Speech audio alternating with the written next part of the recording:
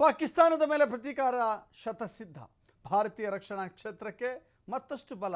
ಯಾಕಂತ ಹೇಳಿದ್ರೆ India army ಬತ್ತಳಿಕೆ ಸೇರಿದೆ. ರಷ್ಯಾದ ಕ್ಷಿಪಣಿ ಎಸ್ ಬಲಿಷ್ಠ, ಈ ಜಗತ್ತಿನಲ್ಲಿ ಬಲಿಷ್ಠ ಅಂತ ಸಾಬೀತಾಗಿರುವಂಥ ಫೈಟರ್ ಜೆಟ್ಗಳು ನಮ್ಮ ನೆಲೆಯನ್ನು ಸೇರಿಕೊಳ್ತಾ ಇದ್ದಾರೆ. ಹೀಗಾಗಿ ಭಾರತದ ಒಂದು ಸೈನ್ಯದ ಸಾಮರ್ಥ್ಯವೂ ಜಾಸ್ತಿ ಆಗ್ತಾ ಇದೆ. ರಕ್ಷಣಾ ಕ್ಷೇತ್ರಕ್ಕೆ ಹೆಚ್ಚಿನ ಬಲ ಸಿಗ್ತಾ ಇದೆ. ಇಂಡಿಯಾ ಆರ್ಮಿಯ ಬತ್ತಳಿಕೆಯಲ್ಲಿ ಇದೀಗ ರಷ್ಯಾದ ಕ್ಷಿಪಣಿ ಸೇರ್ಪಡೆಯಾಗಿದೆ.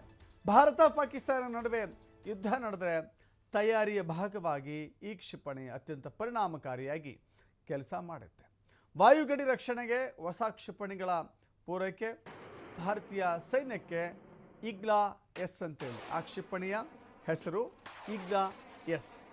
ವೈರಿಗಳ ಯುದ್ಧ ವಿಮಾನ, ಡ್ರೋನ್, ಹೆಲಿಕಾಪ್ಟರ್ ಟಾರ್ಗೆಟ್ ಇದೆಲ್ಲವೂ ಕೂಡ ರಷ್ಯಾದೊಂದಿಗೆ ಭಾರತ 250 ಕೋಟಿ ರೂಪಾಯಿ ಮೊತ್ತದ ಒಪ್ಪಂದವನ್ನು ಮಾಡಿಕೊಂಡಿದೆ.